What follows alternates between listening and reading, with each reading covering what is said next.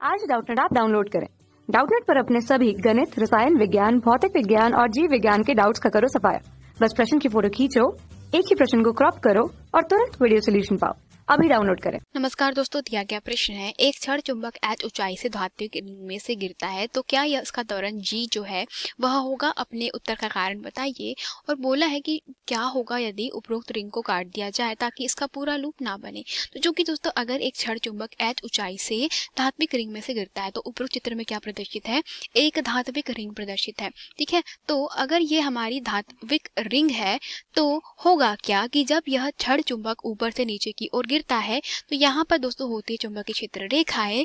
तो इस रिंग में से होकर के गुजरने वाला फ्लक्स जो है दोस्तों, इसके कारण क्या होगा, यहाँ पे परिवर्तित होगा। कहने का मतलब ये है कि जो हमारी क्षण चुंबक है अगर वह नीचे की ओर गिर रही है तो उसके कारण रिंग से गुजर के जाने वाला फ्लक्स फाई उसमें परिवर्तन होता है समय के सापेक्ष।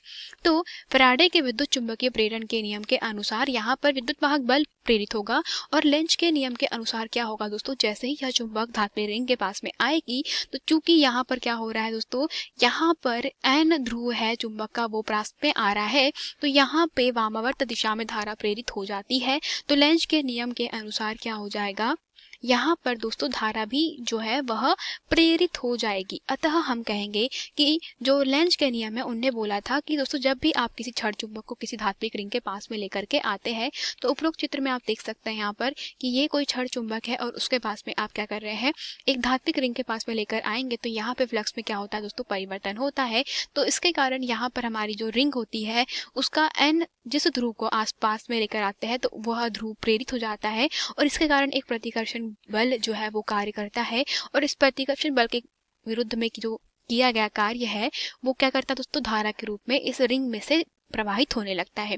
और यहाँ पर जो प्रेरित धारा होती है तो दोस्तों ये प्रेरित धारा अगर मान ले रिंग का प्रतिरोध R है तो वो धारा है ऋण 1/R इंटू EMF, जो EMF का मान है वो फैराडे के नियम से d फाई के बटे में dt, तो ये हो जाएगा हमारे पास में d फाई के बटे में dt के रूप में दी जाएगी। तो ये जो प्रेरित धारा होती है इसमें ऋणात्मक चिन्ह जो है वो यह प्रदर्शित करता है कि आपके पास में दोस्तों जो क्या होता है, आपके पास में जो उत्पन्न या प्रेरित धारा है उसकी दिशा जो होती है वह इस प्रकार से होती है कि ये उसी का विरोध करेगी जिसके कारण उत्पन्न हुई होगी। अतः हम कहेंगे कि यह अगर मान लेते हैं कि h ऊंचाई से गुरुत्वीय त्वरण g से नीचे गिर रही होगी तो जब यह धात्विक रिंग से गुजरेगी तो चूंकि यहाँ पे फ्लक्स में परिवर्तन के कारण विद्युत धारा I प्रेरित हो जाएगी जो इसकी गति का विरोध करेगी। अतः यहाँ पर एक बल कार्य करेगा जो इसकी गति का विरोध करेगा और इसकी गति का विरोध इस प्रकार से होगा कि इसकी जो गति है वह कैसे जाएगी, वो पहले वाले त्वरण की सापेक्ष मतलब g के सापेक्ष कम हो जाएगी।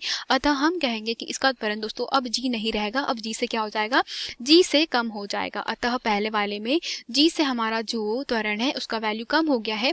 और फिर बोला है दूसरी कंडीशन में कि क्या होगा यदि रिंग को काट दिया जाए। तो अगर आप यहाँ पर रिंग को काट देते हैं, ठीक है, तो रिंग को काट देने के कारण दोस्तों लेंज के नियम के अनुसार अगर ये धात्विक चालक कैसा होता है, बंद होता, तो रिंग अगर पूर्ण रहती तो धारा को प्रवाहित होने के लिए हमको क्या करिए, पूरा एक लूप चाहिए।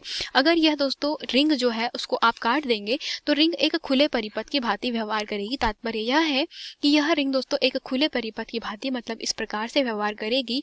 तो यहाँ पर परिपथ पूर्ण न होने के कारण प्रेरित धारा जो है वो नहीं उत्पन्न हो पाएगी और प्रेरित धारा नहीं उत्पन्न हो जाने के कारण हम कह सकते हैं कि यहाँ पर उसके जो हम कह सकते हैं दोस्तों कि फ्लक्स में जो परिवर्तन है वो प्रॉपर नहीं हो पाएगा और इसके कारण हम यहाँ पर कहेंगे कि प्रेरित धारा उत्पन्न नहीं होने के कारण पहले भी अगर वह गुरुत्वीय त्वरण g से क्या हो रहा था, नीचे की ओर गिर रहा था, तो अभी भी क्या होगा, गुरुत्वीय त्वरण g से ही नीचे की ओर गिरेगा।